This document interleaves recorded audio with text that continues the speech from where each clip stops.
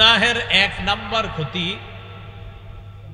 আল্লাহর অভিশাপ পরে যেই বান্দা গুনাহ করে তার উপর আল্লাহর অভিশাপ। বলেন, যে পাপ করে তার উপর কার অভিশাপ? এই ব্যাপারে আপনাদের সামনে আমি 3টি দৃষ্টান্ত বর্ণনা করব। এক নাম্বার, মুসলিম শরীফের হাদিস, 1978 নম্বর হাদিস। এই হাদিসের মধ্যে আসছে, ক্বালা রাসূলুল্লাহ সাল্লাল্লাহু আলাইহি ওয়াসাল্লাম লাআনাল্লাহু মান লাআনা ওয়ালিদা। রাসূলুল্লাহ সাল্লাল্লাহু আলাইহি সাল্লাম বলেন, ওই ব্যক্তির উপর অভিশাপ যে তার মা বাবারে অভিশাপ দেয়। ওই ব্যক্তির উপর আল্লাহর অভিশাপ যে তার মা বাপকে অভিশাপ দেয়। তো মা বাপকে অভিশাপ দেওয়া এটা নেকির কাজ না গুনাহের কাজ? এই গুনাহে বলেন তো, কোন বান্দা যদি মা বাবারে অভিশাপ দেয়, এই গুনাহে ওই ব্যক্তির উপর কার অভিশাপ আসে? ওয়ালা'আনাল্লাহু মান যাবাহা লিগাইরিল্লাহ। ওই ব্যক্তির উপর আল্লাহর অভিশাপ যে ব্যক্তি আল্লাহ ছাড়া অন্য কারো নামে পশু জবাই করে। ওই ব্যক্তির উপর আল্লাহর অভিশাপ যে আল্লাহ ছাড়া অন্য কারো নামে কি জবাই করে। তাহলে বলেন তো আপনারা, আল্লাহ ছাড়া অন্য কারো নামে পশু জবাই করা এটা নেকির কাজ না পাপের কাজ? বলেন, এই পাপ, এই পাপের কারণে মানুষ কার অভিশাপ নিয়ে আসে? আল্লাহ। এরপর কি বলে দেখেন, ওয়ালা'আনাল্লাহু মান আওয়া মুহদিসা। ওই ব্যক্তির উপর আল্লাহর অভিশাপ যে কোনো বেদাতিকে আশ্রয় দেয়। যে কোনো বেদাতিকে, মাশাআল্লাহ বেদাতিকে আপনি খুব খাতির করেন, যত্ন করেন, এই বেদাতিকে যে আশ্রয় দেয় তার উপর আল্লাহর অভিশাপ। ওয়ালা'আনাল্লাহু মান গায়্যারা মানারাল আরদ। ওই ব্যক্তির উপর আল্লাহর অভিশাপ যে ব্যক্তি আরেকজনের বাড়ির নিশানা পরিবর্তন করে এটা নিজের বানায় নেয়। আমার আর ওনার বাড়ি পাশাপাশি, এতটুকু দাম, সবাই দেখান, এতটুকু জমিন ওনার। আমি কি করছি, এই এতটুকু জমিন ওনার, আমি ওনার এই জায়গার নিশানাটা উঠাইয়া এখানে লাগাইয়া দিছি। মানে এতটুকু জমিন আমি মাইরা দিলাম, লাগাইয়া এখানে লাগাইয়া দিলাম, ক্রয় সূত্রে এই জমির মালিক অমুকে। আমরা ওখানে বাংলাটা কেটে লাগিয়ে দিব, জুলুম সূত্রে এই জমির মালিক অমুকে। ঠিক আছে না? ক্রয় সূত্র না জুলুম সূত্র? জুলুম সূত্র। রাসূলুল্লাহ সাল্লাল্লাহু আলাইহি সাল্লাম বলেন, লাআনাল্লাহ, ওই ব্যক্তির উপর আল্লাহর অভিশাপ, মান গায়্যারা মানারাল আরদ, যে ব্যক্তি কারো জমিনের নিশানা সীমানাই পরিবর্তন করে অন্যের জমিনকে নিজের করে নেয়, তার উপর আল্লাহর অভিশাপ। আল্লাহ অভিশপ্ত হওয়ার যে পাপ, এই পাপ থেকে আমাদেরকে হেফাজত করেন। ঢাকা জমি দখলের গুনাহ হয়তো হয় না, দেশ গ্রামে হয়, ঢাকা হয়, যদি হয় তো গুনাহ, এটা ঠিক না? কিন্তু সহিহ বুখারীর বর্ণনা 6783 নম্বর হাদিস। قال رسول الله صلى الله عليه وسلم لعن الله السارق يسرق البيضة فتقطع يده। নবীজি বলেন, ওই ব্যক্তির উপর আল্লাহর অভিশাপ যে ব্যক্তি একটা ডিম চুরি করে। কি চুরি করে? ডিম। যে একটা ডিম চুরি করে তার উপর আল্লাহর অভিশাপ। ডিম চুরি করে তার উপর আল্লাহর অভিশাপ। ওয়াসারিকা ইয়াসরিকুল হাবলা। নবী বলেন, অন্যায়ভাবে কেউ যদি একটা রশি চুরি করে তার উপর আল্লাহর অভিশাপ। একটা রশি কেউ চুরি করলো, তার উপর আল্লাহর অভিশাপ। এখন বলেন তো, ডিম চুরির চোরের উপর যদি আল্লাহর অভিশাপ হয়, কি চোর? তো ডিম চোরের উপর যদি আল্লাহর অভিশাপ হয়, তো জায়গা জমি লুণ্ঠনকারী যে চোর আছে এর উপর কি হবে? ডিম চোরের উপর আল্লাহর অভিশাপ। বড় ভয়ঙ্কর পর্যায়ে যে চোর আছে এদের উপর কি অবস্থা হবে? আল্লাহ হেফাজত করেন। আবু দাউদ শরীফের বর্ণনা 3474 নম্বর হাদিসের বর্ণনা, 3674 নম্বর হাদিসের বর্ণনা। এই হাদিসের মধ্যে আছে, ক্বালা রাসূলুল্লাহ সাল্লাল্লাহু আলাইহি ওয়াসাল্লাম লাআনাল্লাহুল খামরা ওয়া শারিবাহা ওয়া সাকিয়াহা। মদের উপর আল্লাহর অভিশাপ, মদ পানকারীর উপর আল্লাহর অভিশাপ। ওয়া সাকিয়াহা, মদ পরিবেশনকারীর উপর আল্লাহর অভিশাপ। অনেকে প্রশ্ন করে, হুজুর আমি মদ খাই না, তবে মদের দোকানে চাকরি করি, মদ পরিবেশন করি। রাসূল বলছেন, মদ পরিবেশনকারীর উপর আল্লাহর অভিশাপ। ওয়া বাইআহা ওয়া মুবতাআহা, মদ বিক্রেতার উপর আল্লাহর অভিশাপ। আপনি এমন দোকানে চাকরি করেন যেখানে মদ বিক্রি হয়, কিন্তু আপনি মদ খান না, কিন্তু আপনি যে মদ বিক্রি করছেন আপনার উপর আল্লাহর অভিশাপ। ওয়া মুবতাআহা, মদ যে ক্রয় করে তার উপর আল্লাহর অভিশাপ। বসের জন্য মদ কিনতে গেছেন, আপনি যে মদ কিনলেন আপনার উপর আল্লাহর অভিশাপ। হারাম জিনিস কিনলেন না। ওয়া আসিরাহা ওয়া মু'তাসিরাহা, মদ উৎপাদনকারী এবং মদ পরিশোধনকারী, মদ উৎপাদন করে পরিশোধন করে বোতলের উপর লিখে দেয় বাংলা মদ, তার উপর আল্লাহর অভিশাপ, তার উপর আল্লাহর অভিশাপ। তাহলে মদের উপর কার অভিশাপ? পানকারীর উপর, পরিবেশনকারীর উপর, মদ বিক্রেতার উপর, মদ ক্রয়কারীর উপর, যে মদ বানায় তার উপর কার অভিশাপ, যে মদ পরিশোধন করে এটাকে বোতলজাত করে তার উপর কার অভিশাপ। এবার কি বলে দেখেন, ওয়া হামিলাহা ওয়াল মাহমুলা ইলাইহি, মদ যে বহন করে নিয়ে যায়, সেলসম্যান, হুজুর আমি সেলসম্যান গিরি করি, কিন্তু আপনি মদ বহন করেন, নিজে খানো না, বেচেনো না, কিনেনো না, সেলসম্যান গিরি করেন, মদ বহন করে নিয়ে যান, তার উপর আল্লাহর অভিশাপ। ওয়াল মাহমুলা ইলাইহি, যার কাছে মদ বহন করে নিয়ে যাওয়া হয় তার উপর আল্লাহর অভিশাপ। এখন বলেন তো, আমাদের দেশে বিভিন্ন দিনকে কেন্দ্র করে মদ বিক্রি, মদ ক্রয় আর মদ পরিবেশন আর মদ পানের ঘটনা শুধু পৃথিবীতে হয় না, আমাদের দেশেও হয়। আল্লাহ এই জাতীয় অভিশপ্ত কাজ থেকে আমাদেরকে হেফাজত করেন। তাহলে গুনাহের এক নাম্বার ক্ষতি পাইলাম যে গুনাহের কারণে কার অভিশাপ আসে? আল্লাহ। দুই নাম্বার, গুনাহের কারণে মানুষ অপমানিত হয়। গুনাহ যে করে, পাপ যে করে, করতে করতে ঢিল দেয়, ঢিল দিতে দিতে এক পর্যায়ে তার পাপ এত বেড়ে যায় যে সে অভিশপ্ত হয়, এক পর্যায়ে সে লাঞ্ছিত হয়ে যায়। একটা কিতাব আছে নাম আল আদাবুশ শারঈয়া, 1 নম্বর খণ্ড 144 নম্বর পৃষ্ঠা। আমিরুল মুমিনিন ফিল হাদিস আব্দুল্লাহ ইবনুল মুবারক রাহমাতুল্লাহি আলাইহি বলেন, রাআইতুজ যুনুবা তুমিতুল কুলুব। আব্দুল্লাহ ইবনুল মুবারক বলেন, আমি দেখেছি পাপ অন্তরকে মৃত বানায় দেয়। বলেন সবাই, পাপ কাকে মৃত বানায়? সবাই বলেন পাপ, বলেন পাপ কলবকে মৃত বানায় দেয়। ওয়া ক্বাদ ইউরিসু যিল্লা ইদমানুহা, নিয়মিত যে ব্যক্তি পাপ করে, এই নিয়মিত পাপীকে পাপ এক পর্যায়ে তাকে লাঞ্ছিত করে ছাড়ে। পাপ নিয়মিত করেন আপনি, মানে আজকেও করেন তো ফিরে আসেন না, আজকে কালকে পাপ বাড়তেছে, আপনার শুধু বাড়তেছে। এই নিয়মিত যে পাপ করতে থাকে, এই পাপ একদিন তাকে লাঞ্ছিত করে ছাড়ে। আল্লাহ আমাদেরকে লাঞ্ছিত হওয়া থেকে হেফাজত করেন। পাপ করব না ছাড়বো। 3 নাম্বার পাপের ক্ষতি, পাপ করলে এলমে দিন থেকে মাহরুম হয়। মাদ্রাসা ছাত্র ভাইয়েরা এবং সবাই আমরা লক্ষ্য করি, দ্বীনি এলেম, দ্বীনি বিদ্যা আমাদের মুখস্থ থাকে না কেন? পাপ যখন বাড়বে দ্বীনি বিদ্যা মুখস্থ থাকবে না। এই ব্যাপারে আমি আপনাদের সামনে 5টা দৃষ্টান্ত বর্ণনা করি, খুব মন দিয়ে শোনেন। 1 নাম্বার, কিতাবের নাম জামিউ বায়ানিল ইলম, 1 নাম্বার খণ্ড 675 নম্বর পৃষ্ঠা। আব্দুল্লাহ ইবনে মাসউদ রাদিয়াল্লাহু তাআলা আনহু বলেন, ইন্নী লা আহসিবু আন্না রাজুলা ইয়ানসাল ইলমা ক্বাদ আলিমাহু বিযাম। আব্দুল্লাহ ইবনে মাসউদ রাদিয়াল্লাহু তাআলা আনহু বলেন, আমি মনে করি মানুষ শুধুমাত্র পাপের কারণে সে যে বিদ্যা অর্জন করে, ওই বিদ্যা থেকে সে বঞ্চিত হয়, বিদ্যা সে ভুলে যায় পাপের কারণে। বলেন সবাই, বিদ্যা ভুলে যায় কিসের কারণে?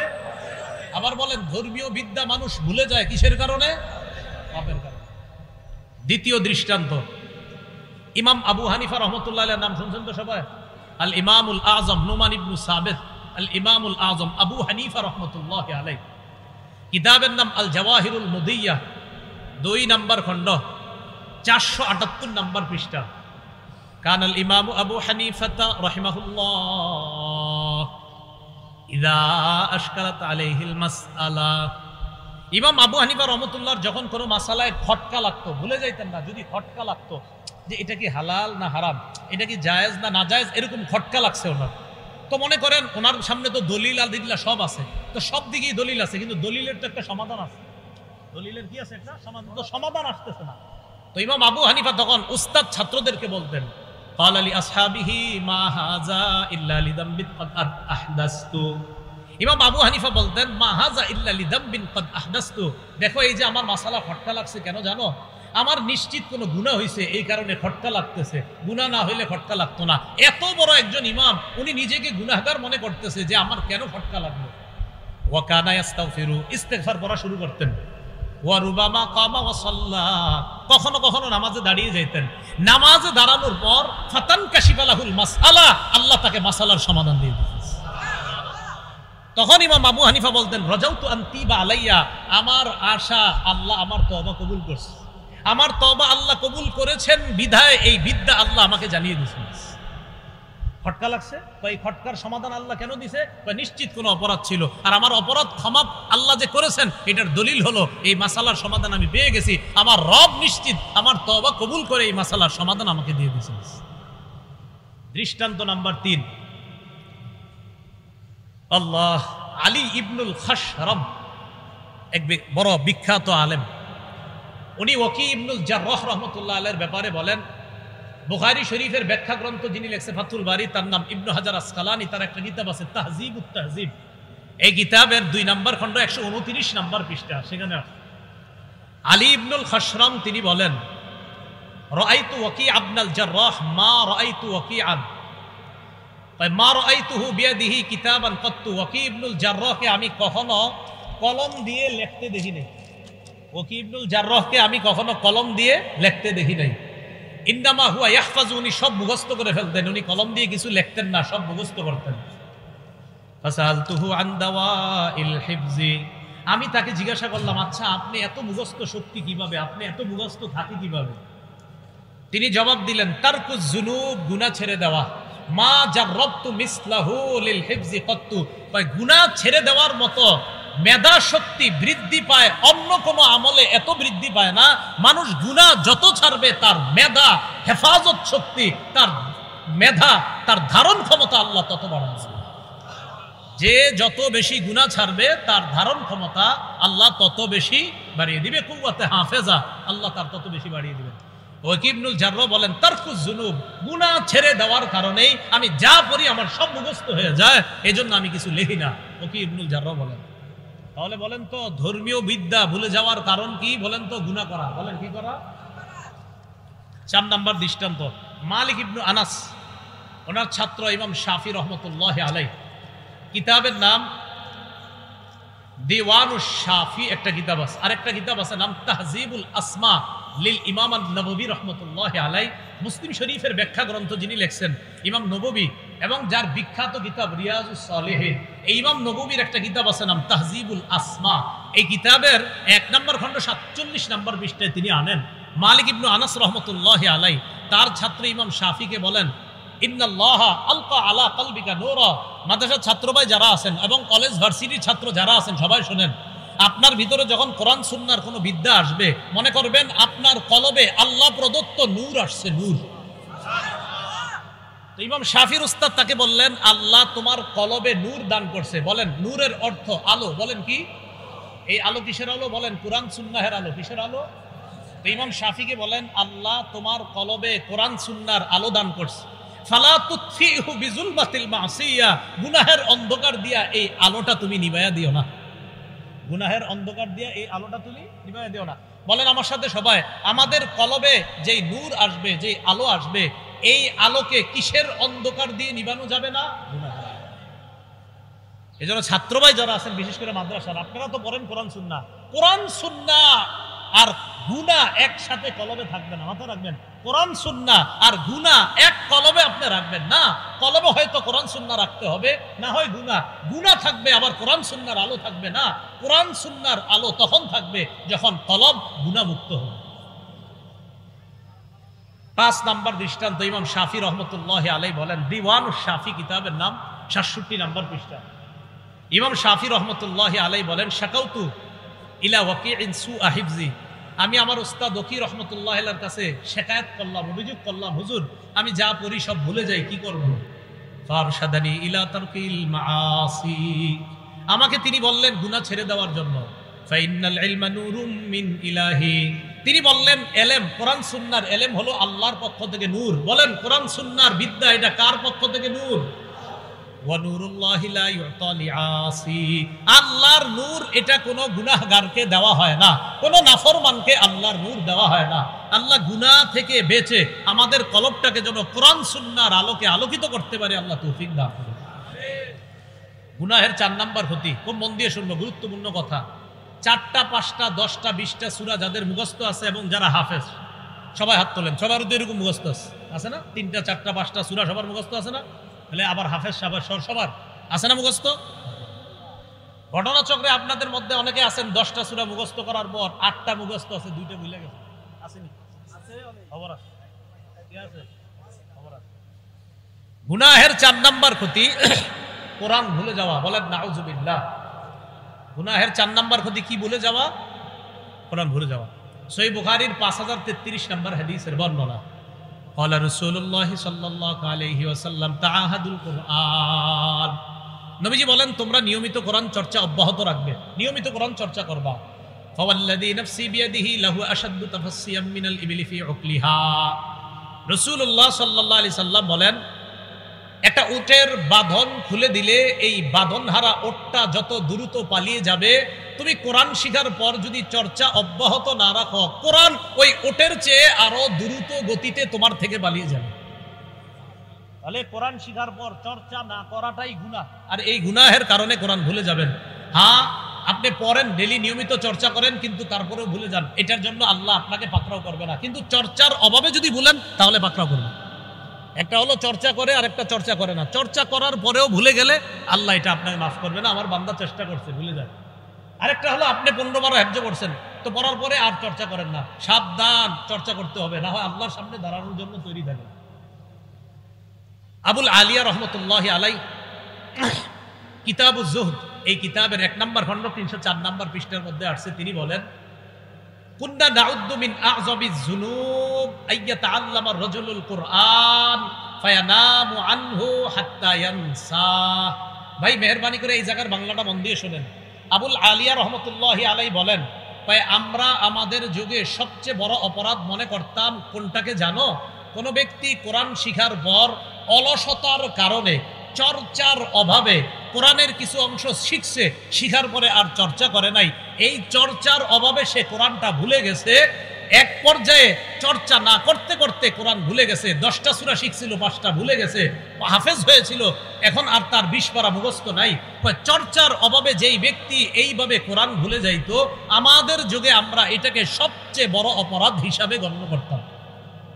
কোরআন ভুলে যাওয়া সবচেয়ে বড় অপরাধ। বলেন কোরআন ভুলে যাওয়া সবচেয়ে বড় অপরাধ। এ হলো গুনাহের 4 নাম্বার ক্ষতি। গুনাহের 5 নাম্বার ক্ষতি, গুনাহ করলে অন্তর শক্ত হয়ে যায়, অন্তর মরে যায়। বলেন গুনাহ করলে অন্তর কি হয়ে যায়? শক্ত হয়ে যায়, অন্তর মরে যায়। সূরা জুমার 22 নম্বর আয়াতে আল্লাহ বলেন ফাওয়াইলুল লিল কাসিয়াতি কুলুবুহুম মিন যিকরিল্লাহ। ওই কলবের জন্য ধ্বংস, ওই মানুষগুলোর জন্য ধ্বংস যাদের অন্তর আল্লাহর জিকির শূন্য হওয়ার কারণে শক্ত হয়ে গেছে। যাদের অন্তরগুলা আল্লাহর জিকির শূন্য হওয়ার কারণে শক্ত হয়ে গেছে, তাদের জন্য ধ্বংস। গুনাহের 6 নাম্বার ক্ষতি, গুনাহের কারণে মানুষ হালাল রিজিক থেকে বঞ্চিত হয়। বলেন গুনাহের কারণে কি থেকে বঞ্চিত হয়? হালাল রিজিক থেকে। ইবনে মাজাহ 2144 নম্বর হাদিস, রাসূলুল্লাহ সাল্লাল্লাহু আলাইহি সাল্লাম বলেন আইয়ুহান নাস, হে মানুষ, ইত্তাকুল্লাহ, আল্লাহকে ভয় করো, ওয়া আজমিলু ফিত তালাব, তোমরা রিজিক তালাশ করো সুন্দর পন্থায়। বলেন কি পন্থায়? হালাল রিজিক তালাশ করো বৈধ পন্থায়, সুদি পন্থায় না, বৈধ পন্থায় তোমরা রিজিক তালাশ করো। নবীজি বলেন ইন্না নাফসান লান তামুতা, কেননা কোনো নফস মারা যাবে না, হাত্তা তাস্তাউফিয়া রিজকাহা, কোনো মানুষ মারা যাবে না তার জন্য যে বাজেট আছে রিজিক, ওই রিজিক শেষ হওয়ার আগে কোনো মানুষ মারা যাবে না। প্রত্যেকটা মানুষের আল্লাহর পক্ষ থেকে একটা রিজিকের বরাদ্দ আছে, এই বরাদ্দ শেষ হওয়ার আগে কোনো মানুষ মারা যাবে না। নবী বলেছিলেন, তো নবীজি বলেন যেহেতু তুমি তোমার রিজিকটা পাওয়ার আগে মরবা না, তাই তোমার রিজিকটা হালাল পন্থায় তুমি তালাশ করে যাও। আজকে পাও নাই কালকে পাবা, কালকে পাও নাই পরশু পাবা, পাবেই পাবে। হালাল পন্থায় তালাশ করো, হারাম পন্থায় ছাদে উঠো না, হারাম পন্থায় উপরে উঠে যান। কারণ আপনি যে যেটা পাইতেন, মনে করেন 10 তলা বাড়ির মালিক হয়েছেন অবৈধ পন্থা, আপনি কিন্তু বৈধ পন্থায় 10 বছর পরে হইতেন। তো রাসূল সাল্লাল্লাহু আলাইহি সাল্লাম বলেন যে তুমি হালাল পন্থায় তোমার রিজিকটা তালাশ করো, কারণ তোমার কপালে যা আসবে এটা আজব কালক আসবেই, কারণ তুমি এটা না আসা পর্যন্ত মারা যাবে না। সহিহুল জামের 2085 নম্বর হাদিসের মধ্যে রাসূল সাল্লাল্লাহু আলাইহি ওয়াসাল্লাম বলেন লা ইয়াহমিলান্না আহাদাকুম ইস্তিবতাউর রিজকি আইয়াতুবাহু বিমাসিয়া, তোমাদের কাউকে যেন দ্রুত ধনী হওয়ার নেশাটা তোমাদের কাউকে যেন গুনাহের মাধ্যমে টাকা কামাই করতে উদ্বুদ্ধ না করে। বলেন আমার সাথে সবাই, আমাদেরকে দ্রুত ধনী হওয়ার নেশা যেন অবৈধ পন্থায় টাকা কামাই করার প্রতি নিয়ে না যায়। অবৈধ পন্থায় ধনী হওয়ার নেশা আমাকে যেন হারাম পথে, অবৈধ পথে উপার্জনের দিকে নিয়ে না যায়। আল্লাহ আমাদেরকে হেফাজত করেন। গুনাহের 7 নম্বর ক্ষতি, গুনাহ করতে করতে মানুষ এমন হয় ফেরেশতাদের দোয়া থেকে বঞ্চিত হয়ে যায়। বলেন নাউজুবিল্লাহ। সূরা গাফিরের মধ্যে আল্লাহ বলেন আল্লাযীনা ইয়াহমিলুনাল আরশা ওয়া মান হাওলা, যারা আরশ বহন করে ফেরেশতারা আর আরশের আশেপাশে যে ফেরেশতারা আছে, ইউসাব্বিহুনা বিহামদি রাব্বিহিম, তারা আল্লাহর প্রশংসা সহ তাসবিহ পাঠ করে। ওয়ায়াস্তাগফিরুনা লিল্লাযীনা আমানু, ফেরেশতারা ঈমানদারদের জন্য আল্লাহর কাছে ক্ষমা চায়। আল্লাহর কাছে কি চায়? ক্ষমা চায়। তো আল্লাহর কাছে ক্ষমা চাবে কি আমি সারাদিন খালি গুনাহ করব এরকম নাকি? না, গুনাহ ছেড়ে দিতে হবে। যদি গুনাহ ছেড়ে দেই আর তওবা করি, আমাদের জন্য ফেরেশতারা আল্লাহর কাছে দোয়া করবে। গুনাহের 8 নম্বর ক্ষতি, মানুষ গুনাহ করতে করতে আল্লাহরে ভুলে যায়, এক পর্যায়ে নিজেরে ভুলে যায়। বলেন গুনাহ করতে করতে মানুষ কাকে ভুলে? এক পর্যায়ে কাকে ভুলে? সূরা হাসর আল্লাহ বলেন ওয়ালা তাকুনু কাল্লাযীনা নাসুল্লাহা ফাআনসাহুম আনফুসাহুম, তোমরা তাদের মতো হয়ো না যারা আল্লাহকে ভুলে যায়। এক পর্যায়ে আল্লাহ তাদেরকে আত্মবিস্মৃতি বানিয়ে দেয়, মানে আল্লাহরে ভুলে যায়, আল্লাহ তখন ওই ব্যক্তিকেই ভুলিয়ে দেয় যে বেটা তুই আমারে কি বলবি, তুই তো নিজেরই ভুলে গেছিস। কোন ব্যক্তি যখন আল্লাহকে ভুলে যায় তখন আল্লাহ তাকে আত্মবিস্মৃতি বানায় দেয়। এটা গুনাহের 8 নম্বর ক্ষতি। গুনাহের 9 নম্বর ক্ষতি, গুনাহ মানুষকে নিঃস্ব বানায় দেয়। বলেন গুনাহ মানুষকে কি বানায় দেয়? নিঃস্ব। মুসলিম শরীফের হাদিস, রাসূলুল্লাহ সাল্লাল্লাহু আলাইহি সাল্লাম বলেন আতাদরুনা মাল মুফলিস, তোমরা কি জানো নিঃস্বকে? সাহাবারা বললেন আল মুফলিসু ফিনা মান লা দিরহাম লাহু ওয়ালা মাতাআ, আমাদের মধ্যে নিঃস্ব ওই ব্যক্তি যার ধন সম্পদ নাই, টাকা পয়সা নাই, ওই ব্যক্তি হলো আমাদের মাঝে সবচেয়ে নিঃস্ব। তো রাসূলুল্লাহ সাল্লাল্লাহু আলাইহি ওয়াসাল্লাম বলেন ইন্নাল মুফলিসা মিন উম্মতি ইয়াতি ইয়াউমাল কিয়ামা বিসসালাতিন ওয়া সিয়ামিন ওয়া যাকাতিন, আমার উম্মতের নিঃস্ব ওই ব্যক্তি যে ব্যক্তি কিয়ামতের ময়দানে নামাজ নিয়ে উপস্থিত হবে, রোজা নিয়ে উপস্থিত হবে, যাকাত নিয়ে উপস্থিত হবে, ওই ব্যক্তি নিঃস্ব। সাহাবারা বললেন হুজুর তার টাকা পয়সা নাই সে নিঃস্ব। নবীজি বললেন না, কিয়ামতের ময়দানে সে নিঃস্ব যে নামাজ যাকাত ইত্যাদি নিয়ে উপস্থিত হবে, আমলের পাহাড় নিয়ে উপস্থিত হবে, সে নিঃস্ব। এটা আবার কিভাবে নিঃস্ব? রাসূল বলেন এই ব্যক্তি কিয়ামতের ময়দানে আসবে ওয়াকাদ শাতামা হাজা, হাজী সাহেব আরেকজনকে গালি দিত, কি করতো? হজ করছে 50 বার, কয়বার? তো খালি মানুষে গালি দিত। ওয়াকাদ শাতামা হাজা, আরেকজনকে গালি দিত। ওয়া কাযাফা হাজা, আরেকজনের উপর খালি ঢিল ছুঁড়ে মারতো। মানে হাজী সাহেব মানে হজ করছেন আপনি 60 বার, কিন্তু আরেকজনেরটা কেমনে মারবেন সারাদিনই ধান্দা।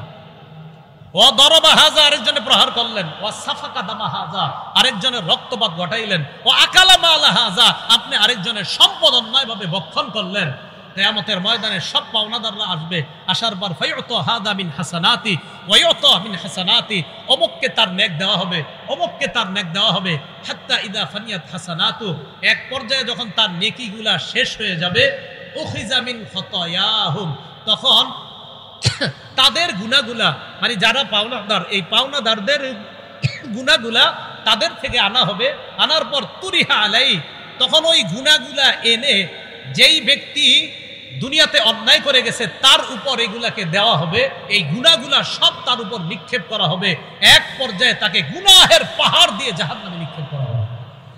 তাহলে গুনাহ মানুষকে কি বানায় দেয়? নিঃস্ব। এই যে আমলের এত পাহাড় নিয়ে গেলে নিঃস্ব হয়ে গেল। গুনাহ মানুষকে নিঃস্ব বানায় দেয়। সর্বশেষ কথা, গুনাহের কারণে মানুষ ধ্বংস হয়, শুধু নিজে ধ্বংস হয় এমন না, এক সময় মানুষকে গুনাহ করতে করতে মানুষের ধন সম্পদ থেকেও মানুষ নিঃস্ব হয়ে যায়।